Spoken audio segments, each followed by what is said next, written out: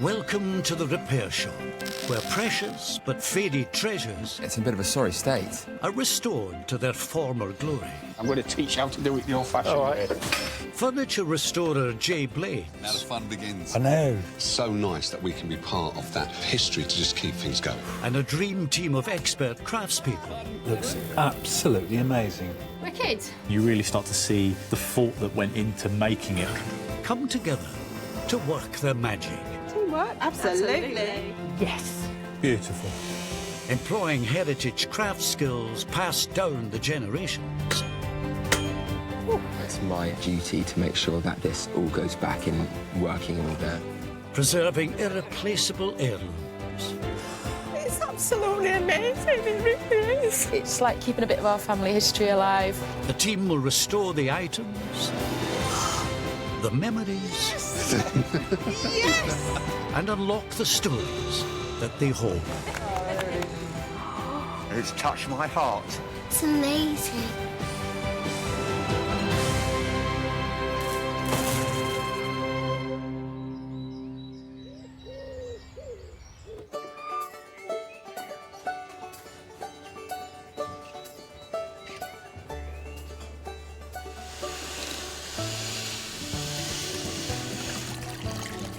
In the repair shop today, it's back to school for Will, restoring a piece that's seen some serious swatting. I can preserve the history.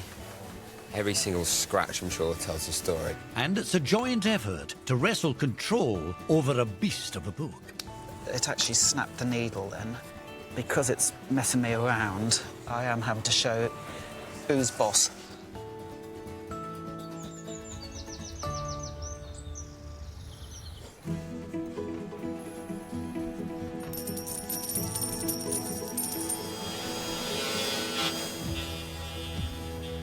The repair shop's first arrival is Graham Young from Aberdeenshire. He's brought along a truly one-of-a-kind item, which he hopes engineering whiz Steve Fletcher and art conservator Lucia Scalisi can restore to full working order. Hello. Hi, I'm Steve. Hi, Steve. I'm Graham. Nice to meet you. I'm Lucia. Nice to meet you, Lucia. Nice to meet you. Oh, what have we got in the suitcase? This is very James Bond. Bit of a challenge for you, I think. Really? Ooh. Oh, my good. Oh, wow. That is amazing. Here's a train that my dad made many years ago when he was in the Navy. And it was around when I was a child. We were fascinated enough just by the fact of the little bits that moved and by the fact that when the wheels went round, you can actually see the whole mechanism, and just fascinated at the skill involved in doing Right. it. And then I hadn't seen it for many years, and when I was clearing out my eldest brother's loft, I came across it in this rather sorry condition. So, your dad made it? Yeah. In the Navy, he was an electrical artificer. What is an electrical artificer? Well, it's somebody who's got to deal with all the electrics of the engine or generators on a warship. So you could make the missing parts as well if anything needed replacing. He must have had to learn the skills of how to make things out of metal. It's stunning. Did he make it for you to use? No, he made it before I was born, and then he died just before my 7th birthday. Oh. So he wasn't around for very long, so I don't have many memories of him. There's very few things that I've got that directly relate to him. So this is very, very important to you? Yeah. Can you remember it in a better condition than this? Yeah, yeah. It had wheels, an axle, and it had a wind-up mechanism that never worked in my childhood.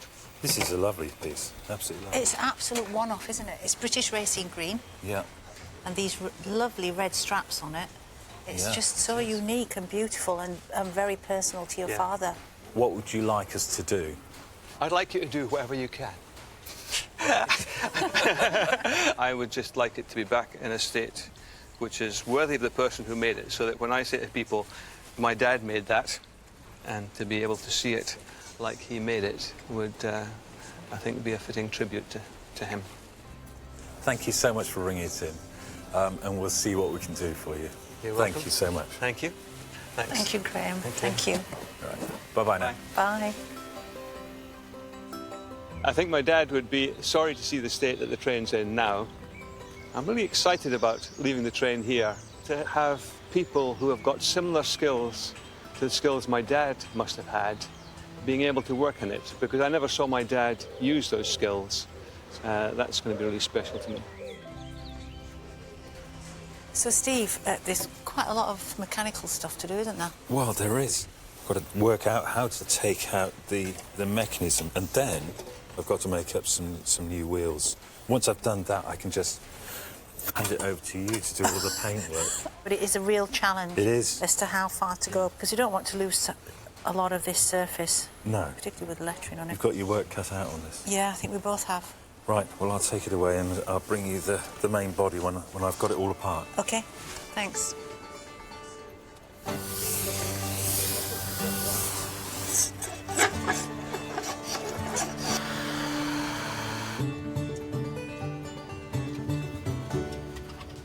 This is a really nice train. I used to have Clockwork trains when I was a kid.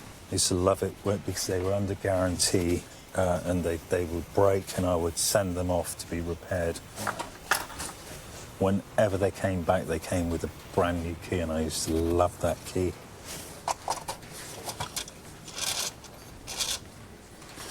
That's really not a good sign. I was hoping to hear a click of a ratchet. Let's just have a quick look down here. There's a broken wheel inside. Instead of being nice and solid on the shaft, it's actually slipping around it.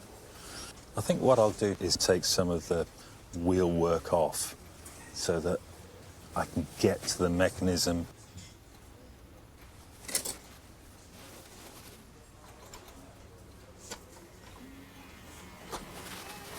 Good. What I'm trying to do is get into the head of Graham's dad, because this isn't a sort of standard build at all. But I'm sure I'll be able to get it apart.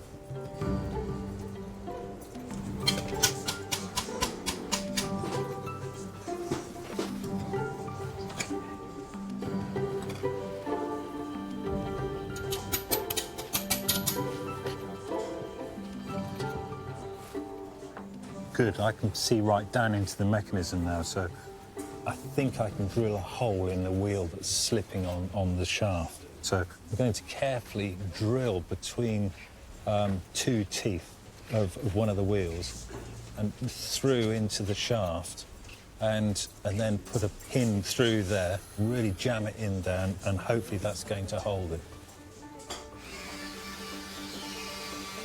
In any clockwork mechanism, each wheel or cog is vital. It only takes one to malfunction for the whole thing to grind to a halt. These are tapered pins, so when I push it in, I will then really hammer it in tight. Steve hopes that making a solid bond between the broken internal wheel and the shaft will be the first step in getting the train back on track again. Good, that's gone in really, really well. Good. Yeah, it's coming on well.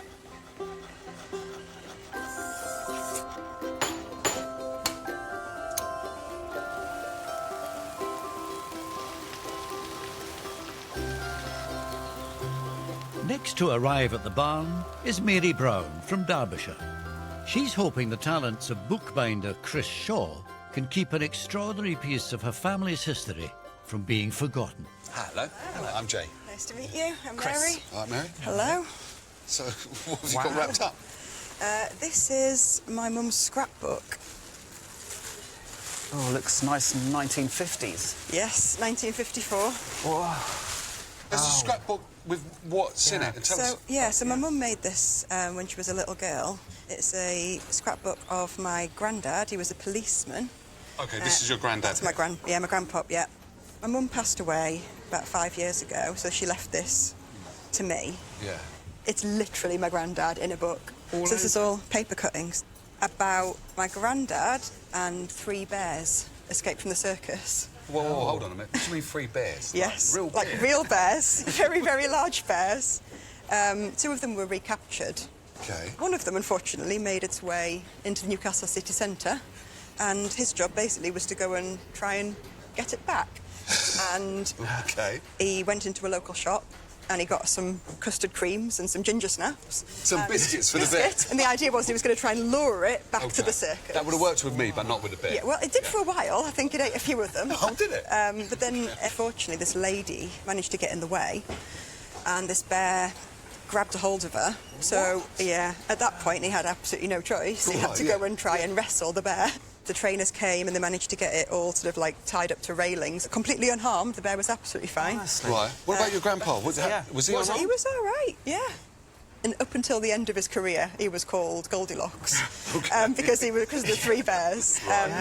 He got an award for bravery from the Queen, really and he was awarded the silver laurel leaf. OK. So your mum made all of this. So she must have been over the moon with her dad. She's been keeping cuttings for years and years and years. She obviously really cared. She kept every item. It was just such a wonderful link to my granddad, and still now this is such a wonderful link to my mum. What would you like us to do? The main thing that I would like to see is just that it's not falling to bits. OK. I would love it to stay in the family, but at the moment, as you can see, it's definitely... It's been loved. Worst for wear. Yeah. So, Chris, what do you reckon? Yeah, it's going to be a challenge, but yeah, I'm looking forward to it. Yeah? I think it's, a really lovely item. Mary, thank you for bringing it in. Very welcome. Yeah, thank you, and yeah, good luck. Cheers, thank you. Take care now. This is my family history. The feeling of, like, my mum gluing it together and knowing that she actually did this out of love, and to have that link to my family is really, really important to me. Wow, now that's a hero, isn't it? It's amazing. Hey? What a story. A bear catcher. Yeah, you don't come across that very often. What have you got to do to this then? Because this is, well, I can kind of see it, it's falling apart. I can put a new piece of paper around the back of the outer cover, underneath, join in that. Are you going to join that back together? OK, no problem. But I do need a bit of help with the tape, the tears, like that. On the front cover, that needs to be... So that's more of a paper restore? Yes, then, yeah? yes. OK, Yep. so I'll get Louise on the case of that, because I believe she can do all of that. And then I can put it back together again. All right, well, what I'll do is I'll take it over to Louise, and once she's done, we'll get it in your capable hands. All right? Thanks, Jay. No problem. Back in the 1900s, scrapbooks were leather-bound and expensive. But later in the century, as the materials used became more affordable, they became a popular pastime where people would display their personal memorabilia. How you doing, Louise? Oh, hi, Jay. And paper conservator Louise Drover is the perfect pair of hands for this tattered example. What have you got there? What I've got is a lovely bear book. Oh, wow. Fantastic. But as you can see, Yeah. like you've got tape here, holding it together. Chris is going to do The like binding. OK. but it's just to get you to try and make this a bit stronger than it is. Secure all the tears and... All of this just needs to be preserved. So if I leave that with you, then we can get it over to Chris. Yes, All right? perfect. Thank you, Jay. First thing I'm going to do is remove this tape from the spine. Tape's terrible, actually. As it ages, the adhesive left behind is what stains, unfortunately. And as the paper ages, it's harder and harder to take it off as well. And this paper's very delicate. So this one is slightly more tacky. So just with a little bit of acetone on the cotton swab, I'll just put it near, and it's almost the vapours that should lift the tape off. Let's just see if we can... Yeah, see, that's slightly tacky, that one. Slightly sticky. It's quite a slow job, this. It's going to take a while, actually.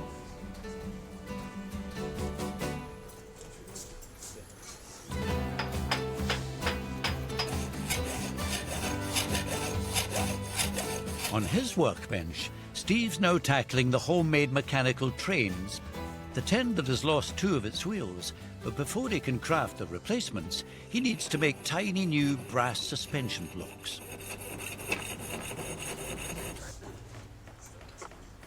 Good. It should just slot down into that little unit nicely. That's moving up and down absolutely lovely now. What I need to do is make a spring up for it, just to stop it from going all the way down, and that'll give it the suspension. Using a length of brass wire, Steve meticulously hand winds the springs by eye into the perfect shape. I'm just going to snip off the end. How you getting on with the train, Steve? Do you know what? There's so many little bits and pieces that I've got to do to it. I'm making the suspension unit for the axles. Yeah, for the wheels. Do you need a hand? I'll tell you what. You could help me clean the main body of it. All right. So it's basically getting into all the little nooks and crannies, and then drying it off with that as much as you can, so that Lucia can do the sort of paintwork or whatever she's going to do. Yeah, exactly. So you're still going to be working it? I am, yes.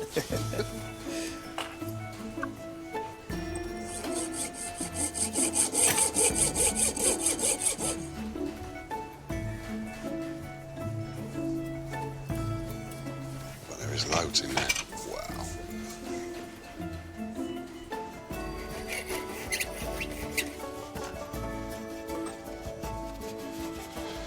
Voila.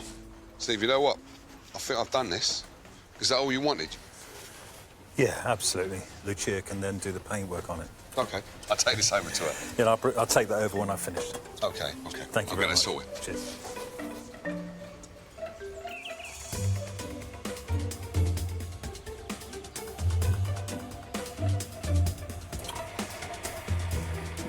While Steve fashions the 2 new wheels out of brass,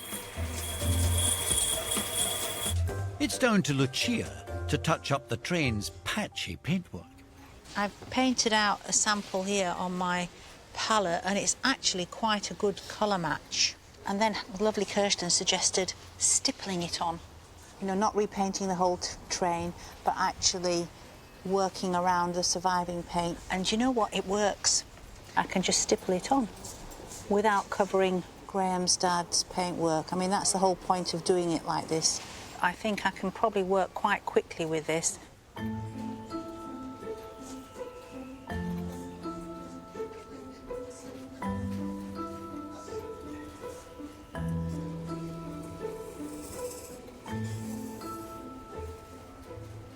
steaming ahead with this paintwork. And it's very subtle. I mean, I don't want it to be the first thing that you notice. And ultimately, when this is finished, you don't even know that I've been there. Do you know what? If I was to paint this whole thing, it wouldn't be Graham's dad's train, really, would it? It'd be my paintwork. I've just got to the final stage of finishing off the wheels and everything. I'm going to solder it all together now. This is going to be quite a tricky piece to do. This would be a good time to have a third and fourth hand helping here. I am worried that it's all going to just spring apart. Anyways, here we go. I'm going to go in.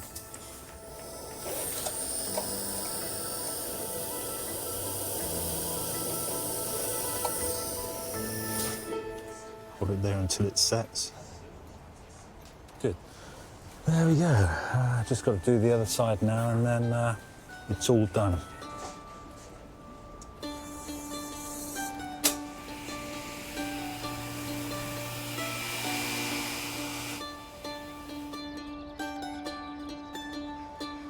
The barn's next arrivals are Ray Bates and daughter Louise, who've come from Surrey.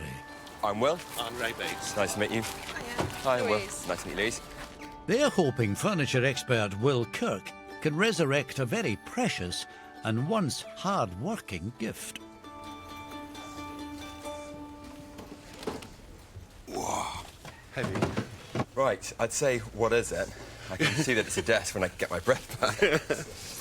It's a desk, and it's in pieces.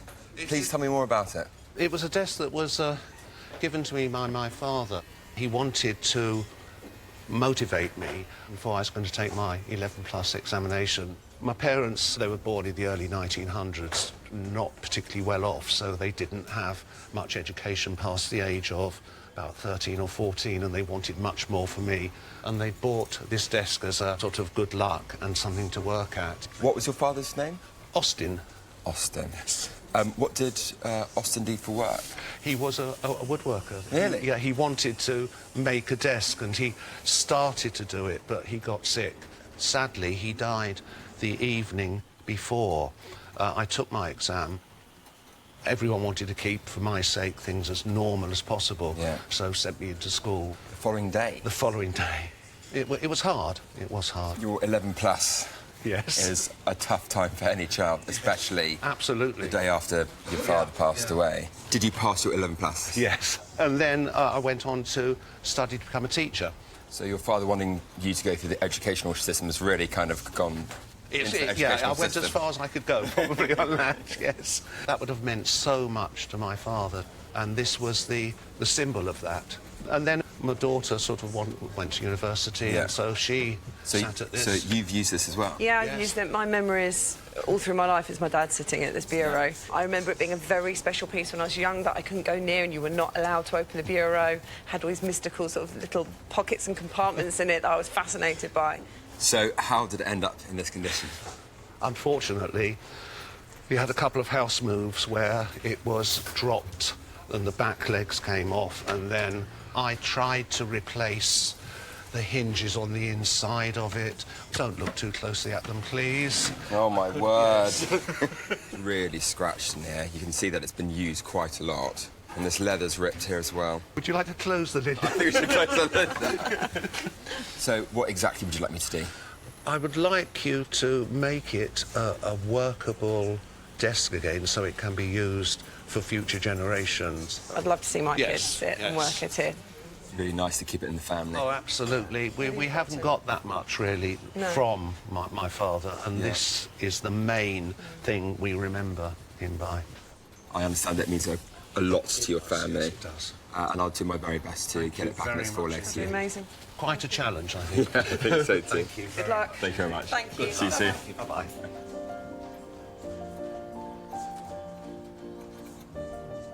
When I look at the bureau now, I actually feel slightly ashamed because I should have taken greater care with it. The desk really motivated me because it was the last thing that my father had bought for me. It was a great motivation. Whenever I looked at it, I knew he was there with me.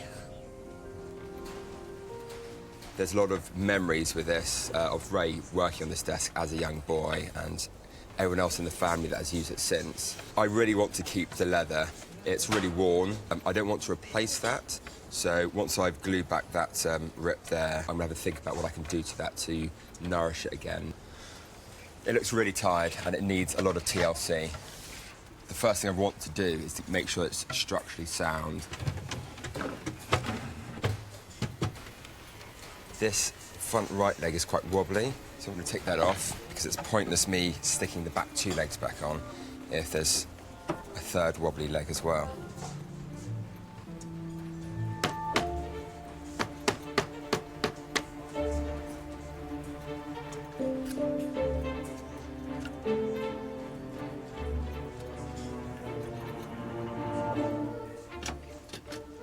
So before I glue everything back together, I'm just making sure that they all go in the right place. The last thing you need to do is start gluing something back together and realise the pieces aren't in the right place because everything starts to dry and then it becomes an awful mess to undo.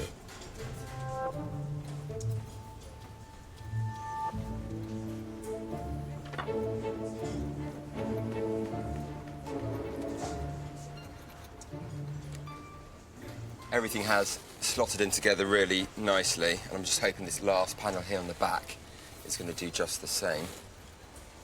These back legs have been broken for quite a while, so it'd be really nice to have it finally back on all four legs. Oh, that goes together really nicely, actually.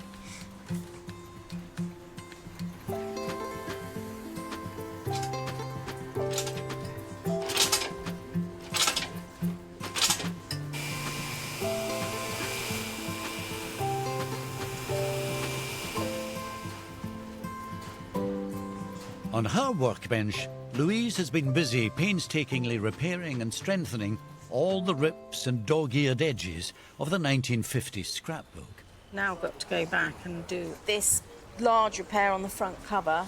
It's all sort of jagged, little bits of paper. So to do that, you just roll over all these small fibres to make sure that all this detail on the cover lines up properly.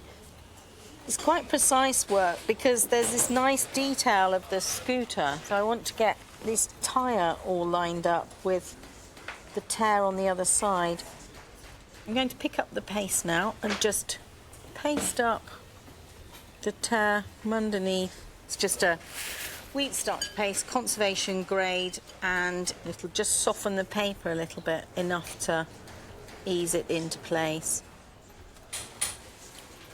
And then I just need to lift it the other way because the bevel is on the other side, and paste the other side. It's come together quite nicely. No more splits along that foredge. And they're nice and strong. It's really ready for wrist from here, and he can resew it.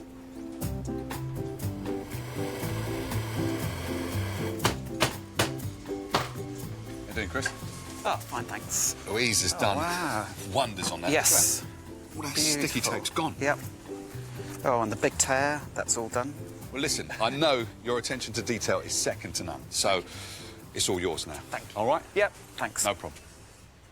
Hundreds of thousands of these were produced, and they use this cheap sort of sugar paper. It's exceptionally brittle. It's originally stapled with 2 staples. What I'm going to do is I'm going to actually sew it, so it's much more forgiving for the actual scrapbook. Using a linen thread, Chris is going to stitch in a length of paper known as a flange to give the whole book extra strength. So this is my first piercing, and I'm just going to see where it should come out. To actually snap the needle then, because there's so much paper you're going through. This cumbersome bear of a book calls for a much thicker needle. Because it's messing me around, I am having to show it who's boss.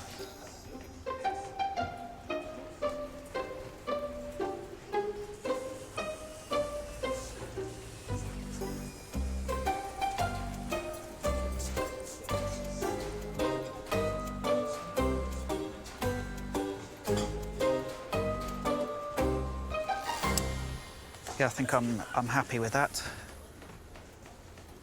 Because so many things have been stuck in over the years, the book's obviously got bigger.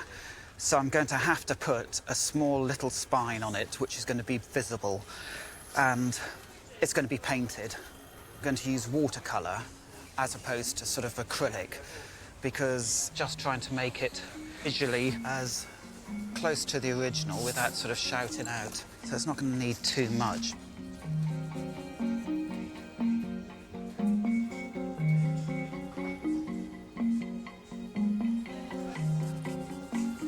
So there's a dirty colour at the top.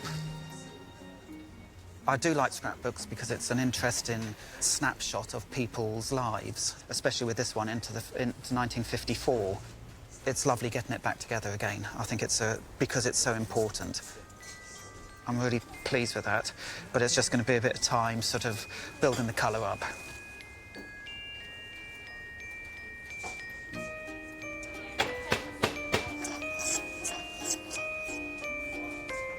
On the other side of the barn, Lucia has almost finished her part in the restoration of the homemade Clockwork train.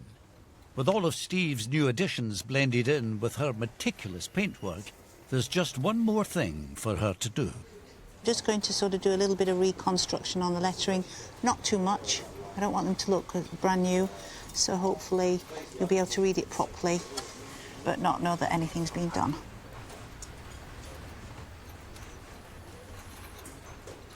Hi, Steve. A beautiful locomotive. Oh, wow. It's done. That is stunning. Absolutely stunning. And it looks old, it looks the part. See, I knew you would do a good job. All his father's paint is incorporated into this paint finish. None of it is lost. Right. To all intents and purposes, my job is done. Excellent. Thank you so I'll leave much. you with it. Brilliant. Alrighty. Oh, wow. Before the locomotive can make its first journey in decades, it needs one more tiny addition. I've just turned a brass whistle up, so I'm going to pop this on top. I hope I don't destroy any of the paint that she's done. Otherwise, I'll be in real trouble with Lucia. So just heat up the top of the whistle, and then the heat will transfer through and then melt the solder. There we are. Good. Nice. Graham's returned, hoping that his late father's homemade train, that had stopped working before he was born, can now pay proper tribute to the skills his dad used to build it. Hello, Graham. Hi, Steve. How are you? OK, thank you. Good, good. It looks like the shape of the train that I brought in. Yeah. And I expect that it's had a fair bit of work done on it. Lucia and I have been so careful in what we've done because we've really respected the workmanship of your father. Yeah. So I'm going to show you now. So and I hope you like what we've done.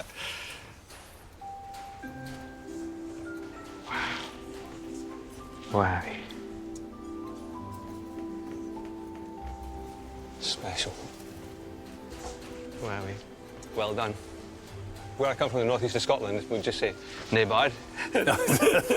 Which sounds like a put down, but is actually a great compliment. Thank you very much. We've been so wanting to respect what your father did. Yeah. The mechanism was broken. Right. But I have actually fixed the mechanism, but it'll run about that far. So I do have a key. You can wind it up if you like. So, OK. Would you like to wind that now and... Well, it's an easy wind, isn't it? I think that might be enough. So this is what we've never seen. There you go. Wow.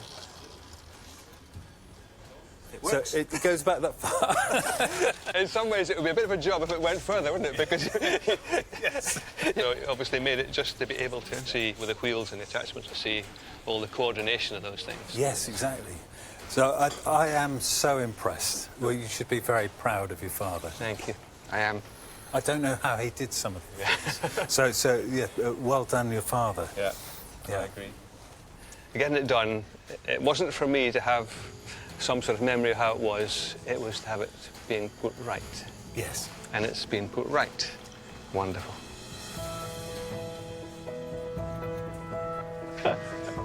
Hey. Thank you, Steve. You're welcome. Yeah. Enjoy it. I will. Bye-bye now. Thanks, bye. When I first saw the train, I just thought it was looking just as it should do, really. And to see it moving as well, very exciting, which I never thought would ever happen.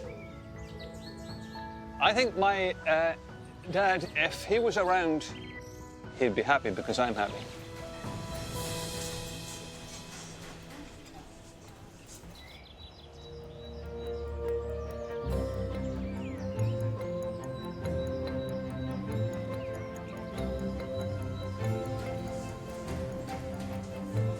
Across the barn, Will's got the 1950s bureau firmly back on its feet and is ready to start the cosmetic stage of the repair. Traditionally, this would have had a French polish finish. At some point, someone has put one not-so-amazing coat of varnish on there. That's now been sanded off. This is nice and smooth, so I'm going to apply a really thin coat of French polish. When I brush this on here, you'll see all the lovely grain will pop out.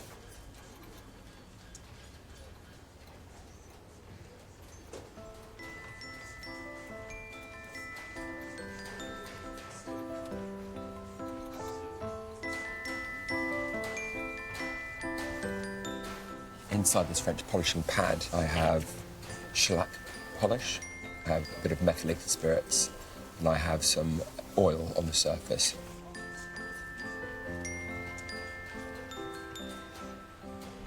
The mineral oil allows me to move really nice and freely. If this pad sticks to the surface for too long, the methylated spirits will start eating back through the polish. So the idea is keeping a really nice, fluid motion, not staying in one place for too long, and then you're guaranteed a really good result.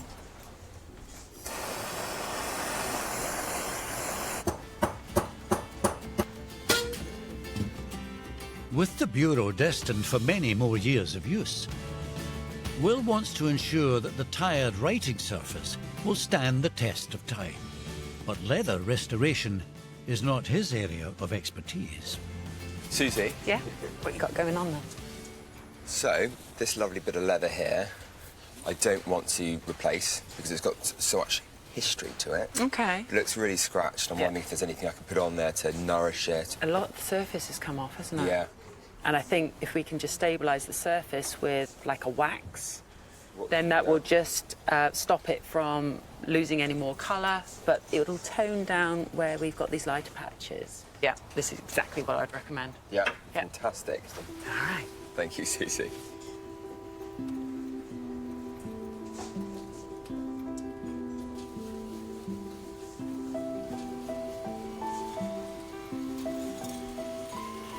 One of the great things about this wax is that it means I can preserve the finish and all the history. Every single scratch, I'm sure, tells a story. I'm actually finding this old bit of leather quite charming.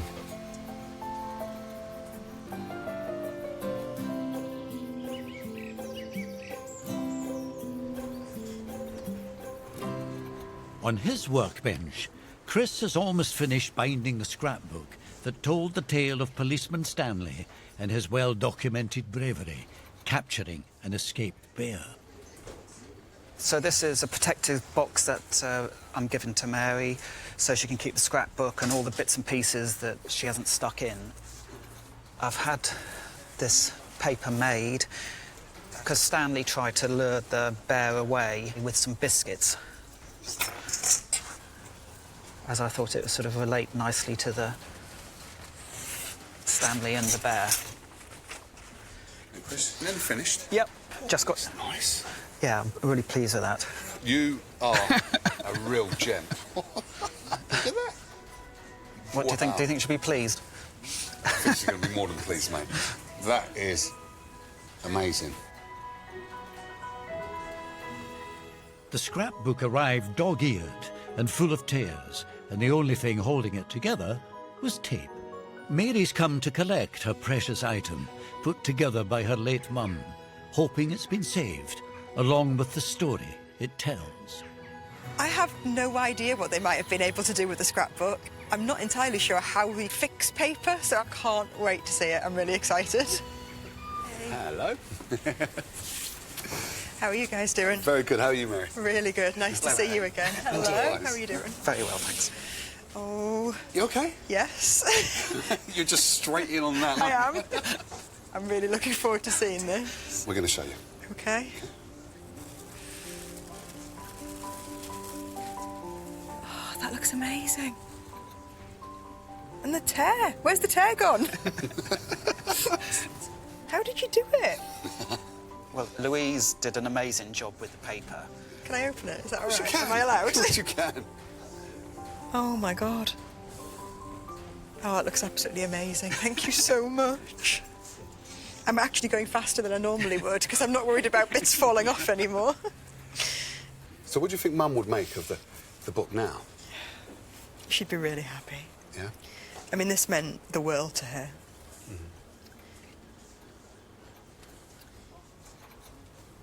She absolutely adored him.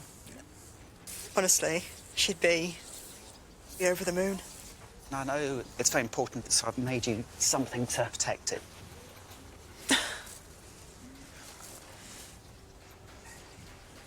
Oh. Oh, jammy dodgers. The perfect paper.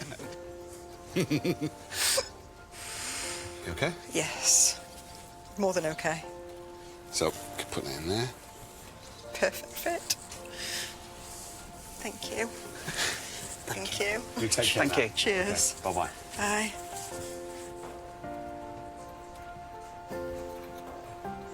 Very emotional, if I'm honest. My mum would have absolutely loved that. I wish she was here to see it. She would have been really, really happy. I can't believe they've done an absolutely amazing job. It looks beautiful.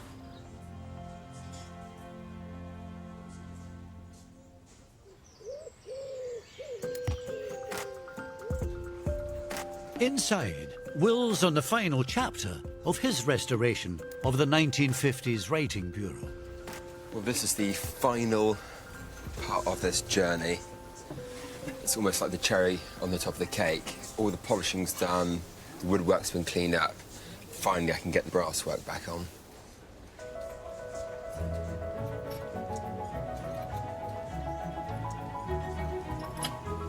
There we have it. Finished. Really hope that Ray and Louise can be as happy as I am. I like it so much, I don't actually want to give it back. When Ray's late father bought him this bureau, he hoped studying would bring a better life for his son. But after decades of use, it fell into serious disrepair. With his daughter, Louise, Ray has come to collect the desk where he swatted as a boy for his 11+. The bureau was the last thing my father ever gave me before he died, so it means a lot to me. Hello. Hello there. Hello. Lovely to see you again. Lovely to see you too. Hello, hello. Do you remember the state the desk was in? I'm ashamed to say I do remember. It wasn't a desk, it was just a few pieces of wood, really, wasn't it? Put you out your misery. Ready? Yeah.